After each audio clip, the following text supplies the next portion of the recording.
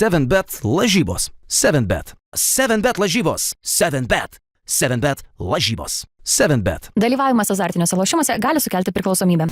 Skaudus pralaimėjimas ir ta beprotiška pabaiga. Kaip bandai suvirškinti dabar tai, kas čia įvyko ir kaip įmanoma paaiškinti visai tai virtinį? Kaip įmanoma paaiškinti varžybas? Ta pabaiga tokia chaotiška, kur atrodo, ko pritrūko. Tai nuo pradžių galim pradėti, kas buvo pradžioj, tai visiškai mūsų žaidimas neatspindėjo, nežinau, ką mes parodėm, pavyzdžiui, su HPL.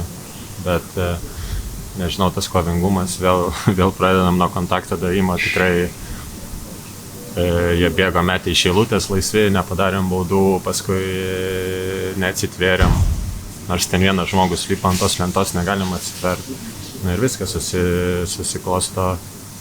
Jie pasidarė tą persvarą 10 taškų po 2 kėlinių ir paskui kai kurie žaidėjai jau pajaučia tą tritaškį, tas pats Pajola jau įmeta, tai sunku žaisti prieš tokią komandą. Yra to talento, nesvarbu, kas ten žaidžia, bet tai bandėm kabintis, bet dėl to paskutinio epizodo tai neįsivaizduoju, kas ten buvo.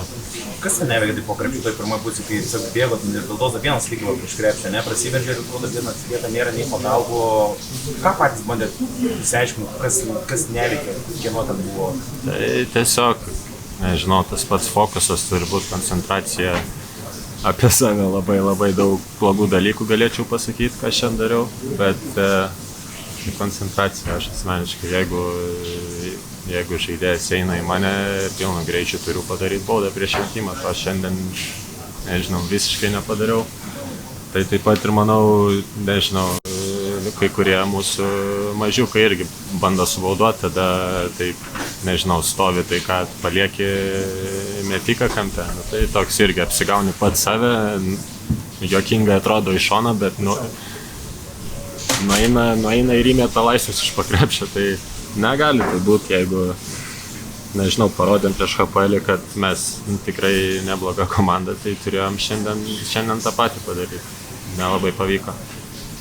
Kas pačiam ir atrodė net pats irgi iš pakrepšio prametė 13 metimų, antram kėlinį turbūt 4 iš 15, apie tai žaidimo pataikėt metimų 12 taškų, bet antroje pusėje atrodo persilaužė ir pats jau įvedė tą kamuolį užsidarinėjai, bet kas tuos pramestus metimus, kas čia slypi, koks čia prakeiksmas? Slypi prakeiksmas, kad negalim apsiginti. Tai jau, manau, čia ne pirmą kartą taip, kad jeigu neapsiginam, tada, nežinau, yra tas galvoj momentas, kad neapsigynei, dabar tu dvejoji pult, gal nežinau, bet čia galim labai gilintis, eiti visų kiekvieno klausinėt, kas yra, bet manau, kaip komanda, tai turiu visų pirma apsiginti. Antra pusė, kurie atrodo, kad turim keli tos pats pasiprašė keitimo, už jų pompą. Tas būstas, kas pasikeitė, kad pavyko galų gale užsidarinėti pačiam? Tai nežinau,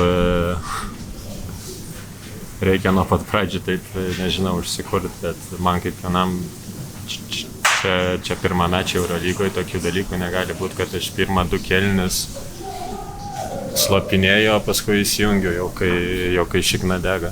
Bet, nežinau, tai surado žaidėjai tikrai iš labai gerų situacijų, išpildėm, ką norėjom, susimėčiau laisvės iš pakrepšio, tai nieko sudėtingo, nežinau, nereikėjo daryti, bet, išsibaigti iš pakrepšio, nes buvo sudėtinga pirmoje pusėje, bet tai tiek, nežinau.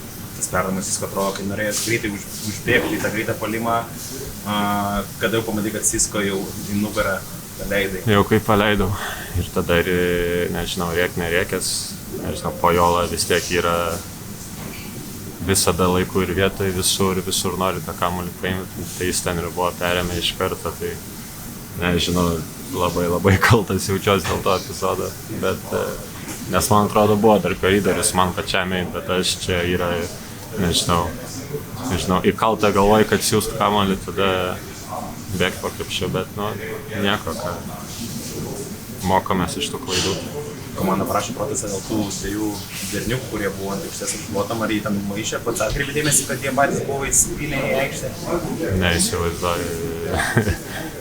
Visi buvo į tą kamuolį, kurį paleidau ir Sisko nugarą bėgo. Tai buvo tas skambi pergalė prieš Žalgiris, prieš Hapoelį, dabar tokia vėl atrodo taškas, kur prieš Virtusą buvo galima ne vienoje progai pasimti. Kokios tendencijos iškėjo tų kalnelių? Oi, kaip čia sudėtingai tu plemba. Tendencijos kokios? Kad taip aukštyn žemyn labai. Kad aukštyn žemyn, nežinau, tai koncentracija paprasčiausia. Mes Izraelį nuvažiavom, visi tam pačiam puslapį on the same page, bet ir iškart nuo pirmos minutės, nors ir Hapoelis su mūsų rizikom įmetė, mes vis tiek, nežinau, kaip komanda, kai vienas kumštis, nežinau, laikėmės, buvom kantrus, tikrai puolime kantriai žaidėm, dalinomės kamuolį ir panašiai. Tai taip ir šiandien turėjom pradėti, bet šiandien tiesiog viskas prasidėjo nuo atkovotų kamuolių ir nuo pražangų nepadarimo. Tai nieko, mokysimės ir viskas bus gerai.